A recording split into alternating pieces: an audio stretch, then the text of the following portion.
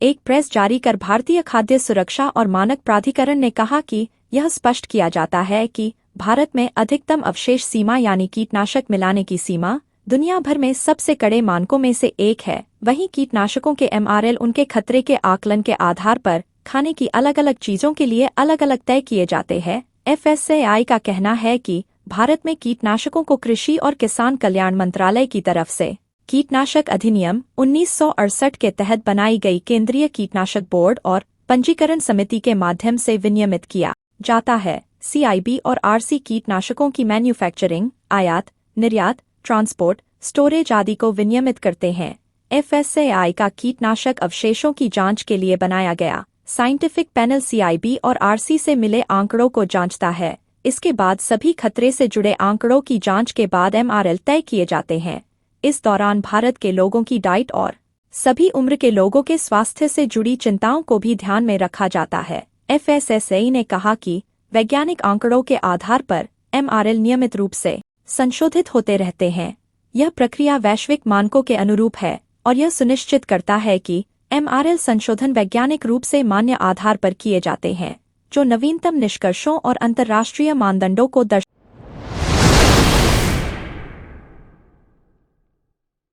लोकसभा चुनाव को लेकर राजनीतिक दलों ने कमर कस ली है। बढ़ चढ़कर प्रचार किया जा रहा, कोई जाति तो कोई धर्म के नाम पर वोट लेने की कोशिश में लगा हुआ है। वहीं पीएम मोदी के गृह राज्य गुजरात में 35 मुस्लिम उम्मीदवार लोकसभा चुनाव लड़ रहे हैं। हालांकि दिलचस्प बात यह है कि कांग्रेस ने इस बार अपनी परंपरा को तोड़ते हुए इस समुदाय के एक शख्स को भी टिकट नहीं दिया। इस पूरे मामले पर कांग्रेस ने दलील दी। उसका कहना है कि भरूच लोकसभा सीट, जहां से वह हर बार एक मुस्लिम उम्मीदवार उतारती थी, इस बार विपक्षी गठबंधन के बीच सीट बंटवारे के समझौते के चलते आम आदमी पार्टी को दे दी गई है। राष्ट्रीय दलों में केवल बहुजन समाज पार्टी ने राज्य में 7 मई को होने वाले चुनाव में गांधीनगर से एक मुस्लिम उम्मीदवार को मैदान में उतारा है। बसपा ने 2019 के लोकसभा चुनाव में पंचमहल से भी मुस्लिम उम्मीदवार उतारा था। चुनाव आयोग के आंकड़ों के अनुसार इस बार गुजरात की 26 में से 25 सीटों पर होने वाले लोकसभा चुनावों में 35 मुस्लिम उम्मीदवार मैदान में हैं, जबकि 2019 में इस समुदाय से 43 उम्मीदवार मैदान में थे। समुदाय के अधिकांश उम्मीदवार या तो निर्दलीय चुनाव लड़ रहे हैं या कम चर्चित दलों ने उन्हें मैदान में उतारा।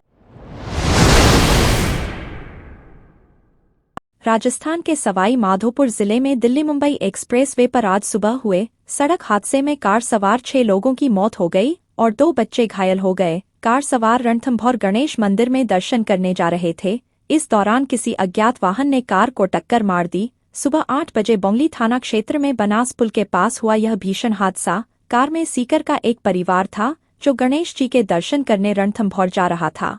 इस दौरान दिल्ली मुंबई एक्सप्रेसवे कार हादसे का शिकार हो गई। हादसा इतना भीषण था कि कार के परखच्चे उड़ गए और उसमें सवार 6 लोगों की मौके पर ही मौत हो गई। वहीं 2 बच्चे गंभीर रूप से घायल हो गए। सूचना पर पहुंची पुलिस ने घायलों को इलाज के लिए अस्पताल भेजा और शव को पोस्टमार्टम के मोर्चरी भेजा। थाना अधिकारी धर्मपाल ने बताया कि मृतकों में अनीता पति मनीष शर्मा, संतोष पत्नी कैलाश शर्मा, कैलाश पुत्र राम अवतार शर्मा, पूनम पत्नी सतीश शर्मा, मनीष पुत्र राम अवतार शर्मा और सतीश शर्मा शामिल हैं। मृतकों के नाम की आधिकारिक पुष्टि परिजनों के पहुंचने के बाद ही हो सकेगी। हादसे में घायल 2 बच्चों को बोंगली के सामुदायिक स्वास्थ्य केंद्र में भर्ती कराया गया, जिन्हें बाद में जयपुर रेफर कर दिया गया।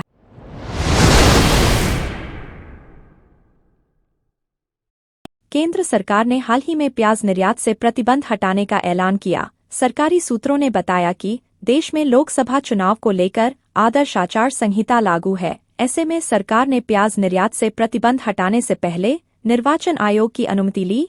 बता दें, इस फैसले का सीधा असर प्याज की खेती करने वाले करोड़ों किसानों के साथ ही उपभोक्ताओं पर भी पड़ेगा। एक समाचार एजेंसी ने सरकारी सूत्रों के हवाले से बताया कि वित्त मंत्रालय के तहत राजस्व विभाग ने 40% निर्यात शुल्क और $550 प्रति टन के न्यूनतम निर्यात मूल्य की शर्तों के तहत प्याज निर्यात से प्रतिबंध हटाने के लिए निर्वाचन आयोग से अनुमति ली है। सरकार ने शनिवार को प्याज निर्यात से प्रतिबंध हटा दिया था।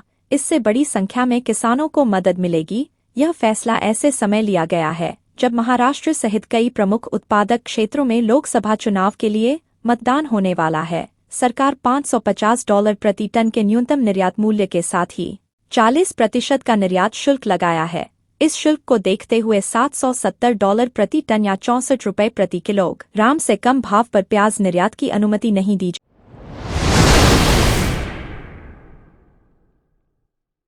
शहडोल जिले में सक्रिय रेत माफियाओं ने पटवारी के बाद अब एक पुलिसकर्मी को ट्रैक्टर से कुचलकर मौत के घाट उतार दिया।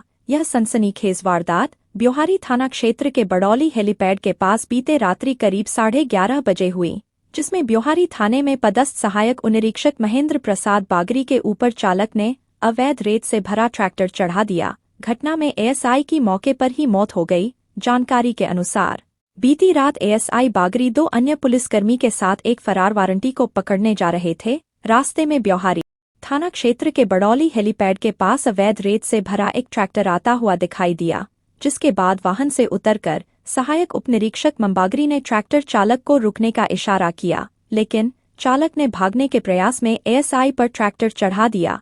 इससे ट्रैक्टर अनियंत्रित होकर ट्रैक्टर पलट गया और चालक मौके से फरार हो गया। मृतक पुलिसकर्मी के साथ ही सहकर्मी एएसआई गया प्रसाद कनौजिया और आरक्षक संजय ने मामले की जानकारी थाने और वरिष्ठ अधिकारियों को दी। जब तक थाना स्टाफ मौके पर पहुंचा, एएसआई महेंद्र की मौत हो चुकी। राष्ट्रीय डोपिंग रोधी एजेंसी यानी नाडा ने पहलवान बजरंग पुनिया को अनिश्चितकाल के लिए निलंबित कर दिया। इस कार्रवाई से बजरंग के पेरिस ओलंपिक में खेलने के सपने पर संकट के बादल छाए हैं। जानकारी के अनुसार बजरंग पुनिया 10 मार्च को सोनीपत में हुए चयन ट्रायल के लिए अपना सैंपल देने में विफल रहे, जिसके बाद नाडा ने उन्हें भविष्य के किसी भी कार्यक्रम में भाग लेने से निलंबित करने का आदेश जारी किया।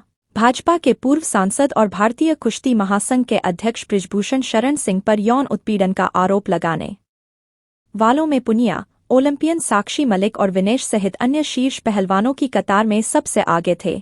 निलंबन के बाद टोक्यो ओलंपिक में देश को कांस्य पदक दिलाने वाले पुनिया को इस महीने के अंत में होने वाले चयन ट्रायल में भाग लेने से रोक दिए जाने की संभावना है। 65 किलोग्राम वर्ग में अभी तक किसी भी भारतीय ने ओलंपिक कोटा नहीं जीता है। निलंबन पत्र वर्ल्ड यूनाइटेड रेसलिंग द्वारा मान्यता प्राप्त भारतीय कुश्ती महासंघ की भंग हो चुकी तदर्थ समिति को भेजा गया था।